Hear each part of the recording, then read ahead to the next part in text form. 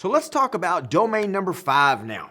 Identity and access management, or controlling access and managing identity. Now the key areas that we need to talk about, because we know the CIB's got some key areas that they're kind of helping us point us in the right direction. We're going to talk about controlling access to our assets, identification and authentication, an identity as a service, third-party identity services, authorization mechanisms, access control attacks, and managing the identity and access provisioning lifecycle. So we got a few things that we need to get in there and discuss. So let's start with controlling access and assets. Now when we talk about that, we need to make sure that we have that good foundation, right? So we've talked about the CIA triad before, or the ACI, or the ICA, or some people change it around so they don't get confused, right, with the CIA, the Central Intelligence Agency. That's why I always stick the word triad at the end instead of just saying, what does CIA mean? So the CIA triad when it comes to security. Let's do a little review. Confidentiality, integrity, availability. All right, we should have a pretty good handle on these now that you're at this point in your certification, going for CISSP. This should be pretty familiar with you. But confidentiality, prevent the unauthorized disclosure of information. We're trying to keep it secret, keep it private.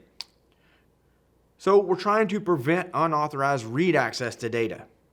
An example of confidentiality attack would be theft of your PII, that personally identifiable information, like credit card numbers, social security numbers, could be phone numbers, contact information, blood type, mother maiden name. That one might be a stretch. But things that pertain to you that can help identify who you are. All right, that's your PII. We want to keep that confidential. We want to keep it secret. We want to keep it private. Not everybody needs that information, right? It belongs to you or belongs to me. So that's my stuff, confidentiality. Integrity. Now we are trying to prevent the unauthorized modification of information. So there's security models out there that protect our information, right? The modification of that information. So in other words, integrity seeks to prevent unauthorized write access to data. So you can't write anything to this data. You can't modify it in any way. It doesn't have anything to do with reading it. That's confidentiality, because that's where we're trying to keep it private. Integrity seeks to stop or help prevent the unauthorized writing access to data. So we can't modify it. It's intact. It's the way it's supposed to be and how we intended it to be when somebody else gets it or how we received it. And then availability. Again, probably the easiest of the three. Information is going to be available when you need it. Is the data there? Are the services there? Systems need to be usable. They need to be available for normal business use, production use in your organization, in your small office, home office, in your huge corporate enterprise. However you want to look at it, you have to have that availability. So what is a very popular attack on availability? That's right, a DOS attack, a denial of service attack. What they're trying to do is flood you with information, right? Just tons and tons and tons of data. So you can't give, legitimate access, or I guess it's not you giving it, but you can't provide services because people can't reach you. The legitimate traffic can't come in because you're servicing all these other requests, or you're trying to service these other requests, but they're bogus requests. And your answers, your replies are not being received. So that's availability, right? We're trying to just make sure we're available to our customers 99.999% of the time, or 99.999% of the time, right? The 5 nines, the 6 nines, 3 nines, the 4 nines, whatever you have, whatever type of service level agreement you may have between you and your customers, or maybe you are the customer and a service provider. Now another one is called DAD, D-A-D. This is disclosure, alteration, and destruction. So this may be the complete opposite, the evil twin, if you will, of the CIA triad. It's because they are the opposites. Disclosure. This is the unauthorized disclosure of information. Would be the opposite of confidentiality. Alteration is the unauthorized modification of data. That would be the opposite of integrity, right? Because integrity is trying to keep people from changing that information. And destruction is making systems unavailable, which is a direct violation of availability.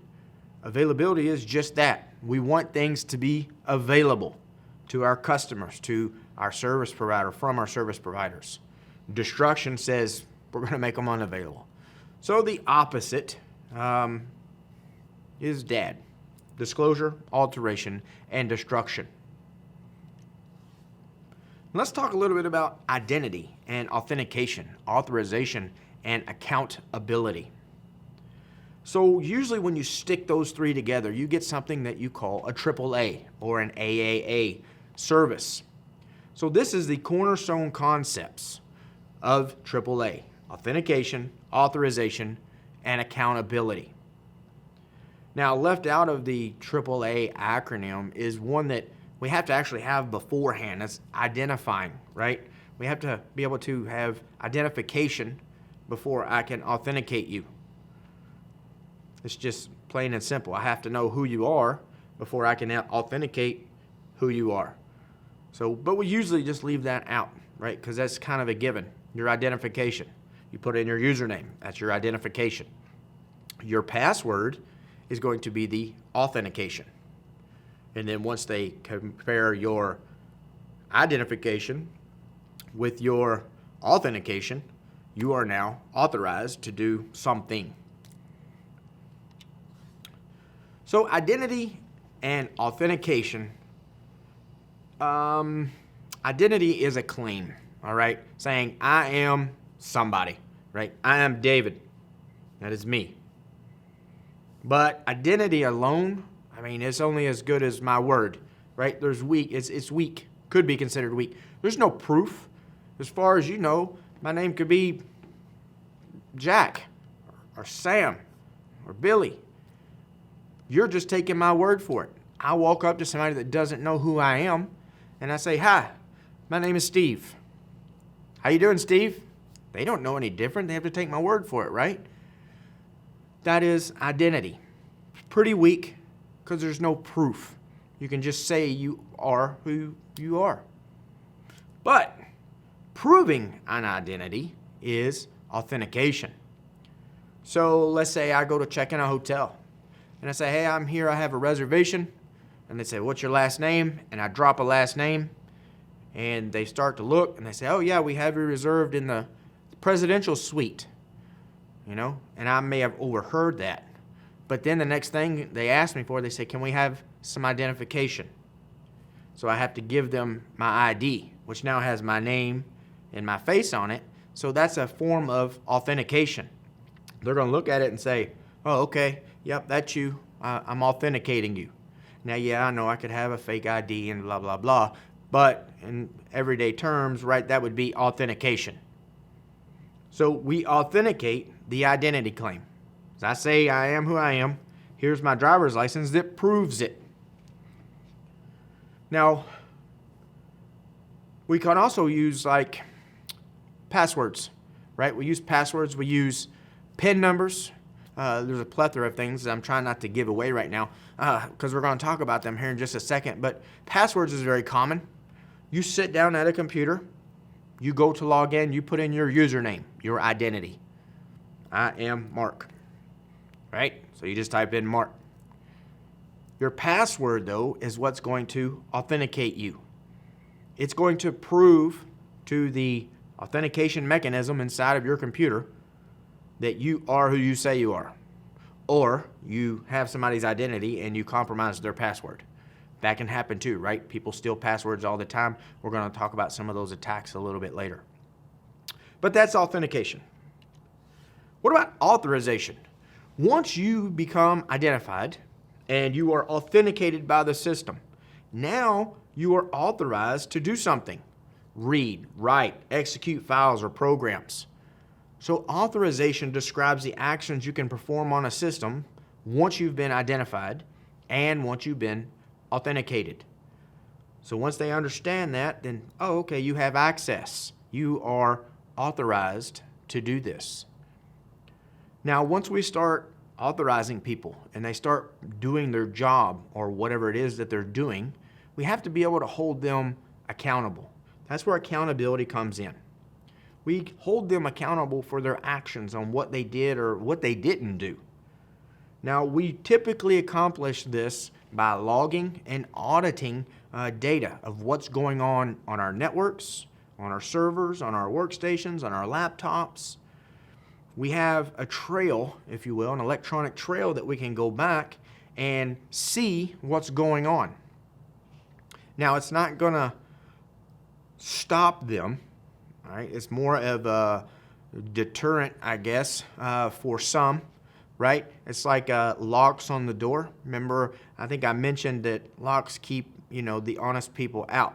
Well, accountability keeps the honest people honest. It's not a mechanism that we put in place like a technical control, like a firewall that's going to block traffic. Just being held accountable, some people may, well, I know they can see what I've done, but I don't care. Or maybe they're just not going to look, and I'm not going to worry about it. So if it's a dishonest person with malicious intent, again, accountability is not going to stop them. It may deter them a little bit, but we're going to use it as a detective tool later. So some more terminology that we need to know that I don't think we've covered up until this point. Non-repudiation means users cannot deny, they can't repute having performed, say, a particular transaction. Non-repudiation takes authentication and integrity. All right, combines those two together.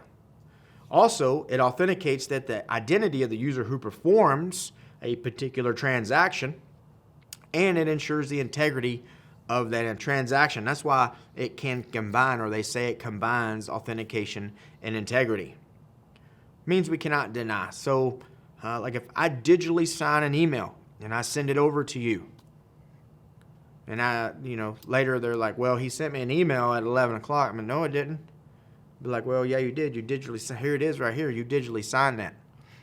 Because I might say, well, you can't prove that. It came from somebody else. Somebody spoofed my email, right? And you say, well, you digitally signed it here, so it looks like it's pretty legit. Digitally signing something gives that non-repudiation. I can't deny it now. And what about least privilege or need to know? We've talked about least privilege a little bit. Least privilege, we're granting them the minimum amount of access, a minimum amount of authorization, and just giving them enough to do what it is they need to do.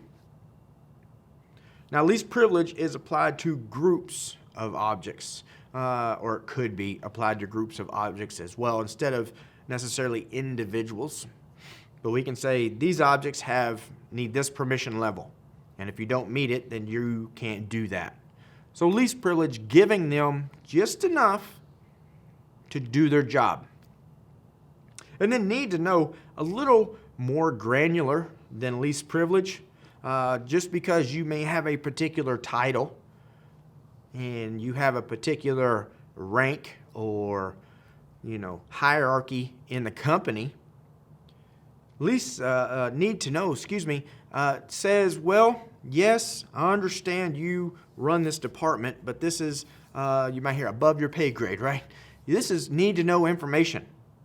So the only people that need to see this or access this data is people that need this for their job.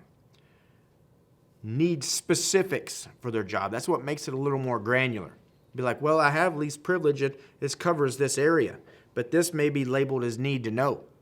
So just the people in that particular part of the department, that particular group, can access that data. Subjects and objects. We haven't talked about this one yet, but subject is an active entity on a data system. Now, most examples of subjects involve people accessing data files. They're going in and getting something out. Now, running computer programs can also be subjects because sometimes you have computer programs talking to other computer programs. Instead of just me sitting at the computer and accessing data, computer programs that we have on there can go get data as well, right? Call data and manipulate that data as well. So an object is any passive data within inside the system. Now, objects can range from databases to text files to audio, video, whatever it is that we want in there. They're passive within a system and they don't manipulate other objects. That's a subject. So subjects interact with the objects. And then defense in depth. I have mentioned this quite a few times. This applies multiple safeguards or those controls. Remember we talked about all those controls like firewalls, IDSs, IPSs, and the data is down here, right? We're trying to build layers upon layers before the attacker can actually get to the good stuff. Now, any single security control may fail along this way, but by deploying multiple ones, we're hoping to improve our confidentiality, our integrity, and availability of that data. Because we want different layers. If you break through one, maybe you won't get through the next one. You break through the next one, maybe I'll stop you on the next one. Hopefully I can prevent you from getting all the way to the data. Sometimes it happens though, right?